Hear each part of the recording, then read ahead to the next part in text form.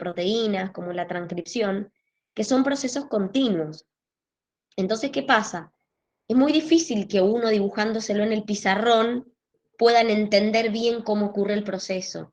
Claramente en un video donde me lo están mostrando como en movimiento, por ahí es más fácil de entenderlo. Entonces, por eso es que siempre en estos procesos mandamos como el videíto donde se muestra, ponele, cómo se va replicando el ADN o cómo se va sintetizando la proteína, porque la verdad, chicos, que son procesos que son dinámicos, no son procesos estáticos. Entonces es muy difícil explicarlo así, ¿sí? Igual, no se hagan problema, que ahora vamos a ver, vamos a repasar eso que ha quedado de duda. Acuérdense que el primer proceso que ustedes vieron, primero vieron una introducción, que hablaba del código genético, del dogma central de la biología. ¿Eso quedó alguna duda del primer video? No, por ahora no. Bien, entonces, después pasamos un video que les hablaba de la transcripción. La transcripción es un proceso donde ustedes, a partir de ADN, obtienen una molécula de ARN mensajero. Entonces, ¿qué cosas son importantes saber? ¿O qué cosas tienen que entender? Primero, que la enzima que interviene en este proceso es la ARN polimerasa. Antes, en replicación, habíamos visto la ADN polimerasa. Acá interviene la ARN, que es una enzima que no necesita cebador para arrancar. No necesita primer o cebador como la ADN polimerasa. Es una enzima que sintetiza en el mismo sentido que sintetizaba la ADN polimerasa. Es decir, sintetiza en sentido 5', 3'. Y otra cosa importante que ustedes tienen que ver es que de las dos hebras del ADN, solo una va a servir como molde para poder formar el ARN mensajero, no las dos. Entonces, se abre, vienen las helicasas, me cortan los puentes de hidrógeno, se forma la burbuja, se inserta la ARN polimerasa y sintetiza en sentido 5'. No necesita cebador para arrancar. Otra particularidad que tiene es que no corrige errores. ¿Se acuerdan que habíamos dicho que la ADN polimerasa 3, que recién me lo preguntaron, de hecho en un grupo, corregía errores, iba para atrás y corregía errores? Bueno, esta no. La ARN polimerasa no tiene la capacidad de corregir errores. Entonces, no necesita cebador y no corrige errores. Entonces, ¿qué consiste esto de la transcripción? Hacer una cadena de ARN a partir de una de las cadenas de ADN, que se llama cadena molde. A la otra cadena, que no me sirve a mí como molde, se le llama codificante. Entonces, ¿qué va a pasar? Y donde haya guanina, voy a poner citosina. Donde haya adenina, voy a poner uracilo. Porque acuérdense que el ARN, en vez de timina, tiene uracilo. Entonces, enzima ARN polimerasa sintetiza en sentido 5', 3', igual que la dirección de la ADN polimerasa 3, ¿sí? Con sus diferencias, como les dije, primer diferencia principal, que no tiene cebador, no necesita un cebador para arrancar. Ahora, ¿dónde empieza a copiar? En cualquier parte. ¿Dónde empieza la transcripción? ¿En cualquier lugar? No, no empieza en cualquier lugar. De hecho, la ARN polimerasa se une a una región del ADN que se llama promotor. Repito, la ARN polimerasa se une a una región del ADN que se llama promotor. ¿Por qué? Porque ese promotor es el lugar a donde yo voy a empezar el proceso, ¿sí? Para poder iniciar el proceso de la transcripción. Entonces, en las células eucariontes, o sea, en las nuestras, el promotor es una región que está localizada a más o menos 30 nucleótidos de donde se inicia la transcripción y se conoce como caja tata. ¿Por qué se conoce como caja tata? Porque tiene timina y adenina. Miren, si este es el inicio de la transcripción, a 30 pares de nucleótidos más o menos, encuentro una región que se llama caja tata, que es el lugar a donde va a venir a unirse la ARN polimerasa para empezar el proceso de la transcripción. En este proceso intervienen, antes de que la ARN polimerasa empiece a copiar, intervienen lo que se llama factores de transcripción, que son sustancias que se unen y que también colaboran para arrancar o iniciar el proceso de la transcripción. Entonces, ¿qué diferencia hay? Porque en el video les dice, bueno, no es lo mismo la transcripción en un procariota que en un eucariota. Bueno, ¿qué diferencias hay entre un procariota y un eucariota? Primero, primer diferencia, la transcripción y la traducción en una célula procariota, como no tienen organelas, ocurre todo en el citoplasma. Y son acopladas. ¿Qué quiere decir esto? Mientras estoy haciendo transcripción, ya se está haciendo la traducción. En las eucariotas, no. En las eucariotas, hago la transcripción en el núcleo y la traducción la voy a hacer en los ribosomas. Y no son acopladas. Primero voy a hacer transcripción y después voy a hacer traducción. Recuerden que hay una etapa intermedia, que ahora la vamos a ver, que es la maduración del ARN mensajero, que está entre la transcripción y la traducción. ¿Dónde inicia el procariota? En el promotor. ¿Dónde inicia la transcripción? En nosotros, lo que les acabo de decir, el promotor está a 30 pares de bases del inicio de la transcripción, que se llama caja tata. ¿Cómo finalizo la transcripción? Hay una secuencia específica en la cual, para los eucariotas, se corta el ARN.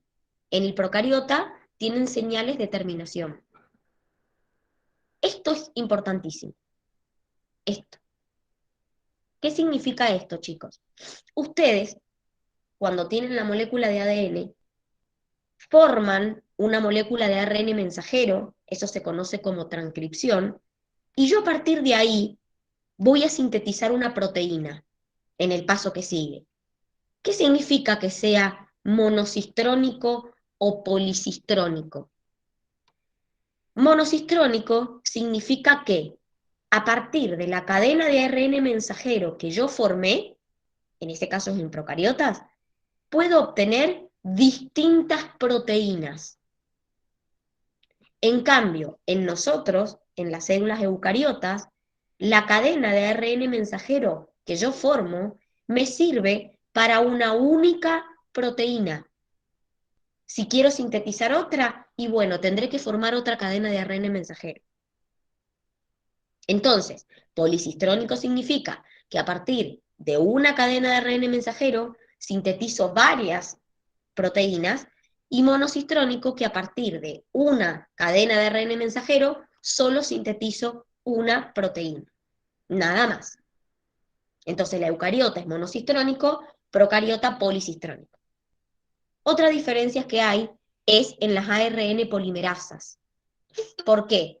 Porque recuerden que la célula procariota y eucariota no son iguales. Entonces, por ejemplo, la ARN polimerasa en la procariota es una sola, ¿sí? Hay una sola ARN polimerasa. Acá en eucariota tenemos 3 ARN polimerasa, la polimerasa 1, la polimerasa 2, la polimerasa 3. Y por otro lado, otra diferencia importante, son las secuencias que regulan la transcripción.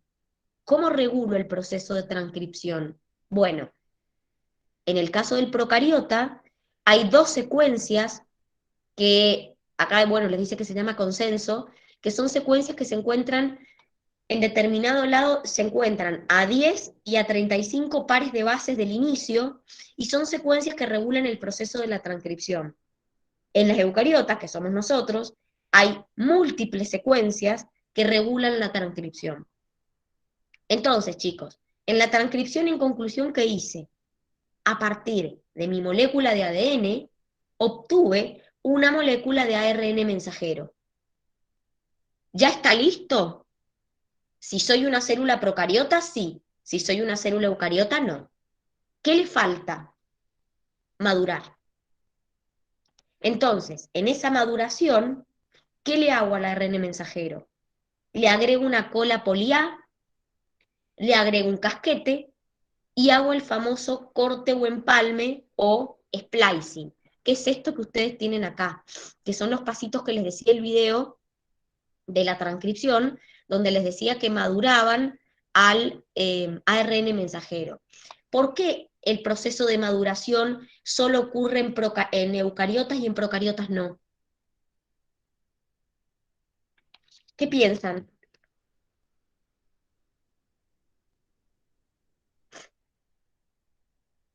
¿Por qué? ¿Para qué servía la maduración del ARN mensajero? ¿Lo vieron en el videíto? Para que las ARNasas no coman el ARN mensajero. Perfecto, y también para poder entrar a dónde, Al salir de dónde, ribosoma. es decir, esto también me sirve para que el ARN mensajero pueda salir del núcleo y entrar a la ribosoma. En una célula procariota, chicos, está todo junto, porque no hay organelas. ¿Tengo ribosomas? Sí, pero está todo en el mismo citoplasma. Entonces, de hecho, la transcripción y la traducción son acopladas. Mientras se va transcribiendo, se va traduciendo en una célula procariota. Entonces, las procariotas no necesitan hacer este procesamiento del ARN mensajero. Solo lo hacemos las células eucariotas. ¿En qué consiste? Primero, en la adición de un casquete, que se llama CAP, que se añade en el extremo 5' del ARN mensajero. Acuérdense siempre que el ARN mensajero también tiene un extremo 5 y un extremo 3. En el extremo 5 se agrega el casquete o CAP. ¿Para qué sirve ese casquete?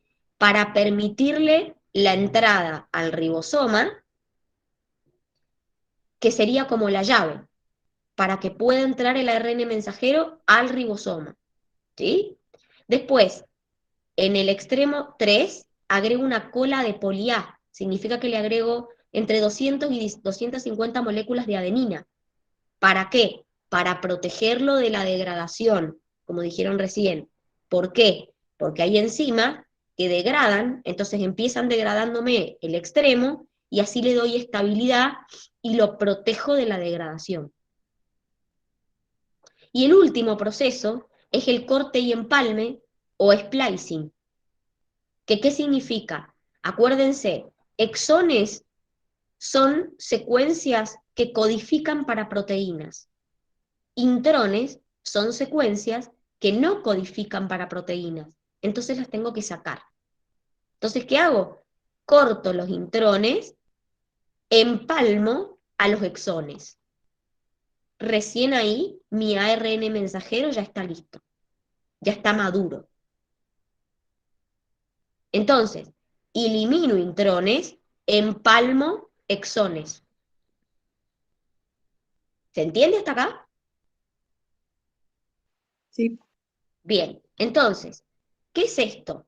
Chicos, para poder hacer el corte o empalme o splicing, intervienen proteínas que se llaman, en realidad es un conjunto de proteínas, porque primero intervienen un tipo de proteínas que se llaman SNRNP, es una sigla en inglés, pero en realidad a esas proteínas empiezan a agregarse otras y se forman lo que se llama un espliciosoma. El espliciosoma es quien verdaderamente hace el corte de los intrones y el empalme de los exones. ¿Sí? Es decir, son proteínas que tienen función catalítica, cortan los exones e empalman los intrones. Entonces, esa imagen que ustedes tienen ahí les muestra un poquito cómo es el espliciosoma. Fíjense, acá tengo exones, entonces lo que yo hago es, estas serían los espliciosomas, acá los tienen, no sé si se ven, ¿y qué hago? Corto exón, los empalmo. Eso hace el espliciosoma.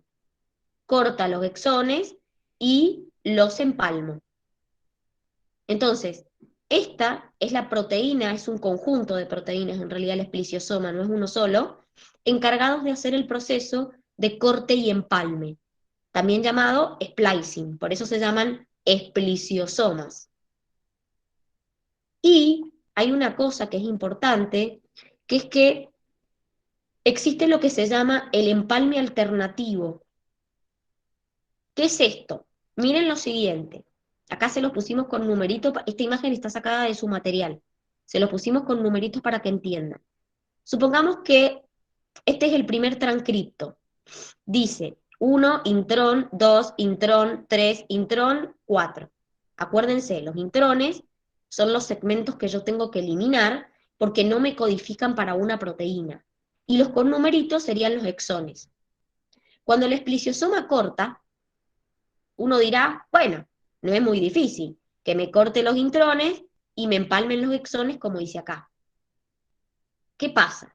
A veces existe lo que se llama un empalme alternativo. ¿Qué quiere decir esto?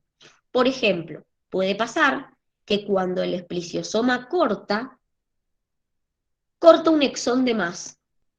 Miren acá, miren en el 2. En vez de cortar solo intrón, intrón, intrón, me cortó el exón 3. Entonces, ¿qué quiere decir esto? Que básicamente esto se denomina empalme alternativo. ¿Qué quiere decir? Que a partir de un mismo transcripto, de un mismo ARN mensajero, yo puedo terminar obteniendo dos moléculas distintas. ¿Qué les parece que pasará acá? ¿Será lo mismo este ARN mensajero que quedó acá que este? ¿Qué me va a pasar? ¿En qué me va a influir esto?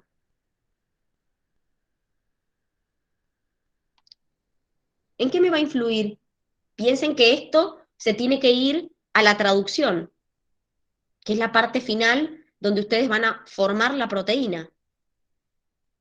¿Qué va a pasar?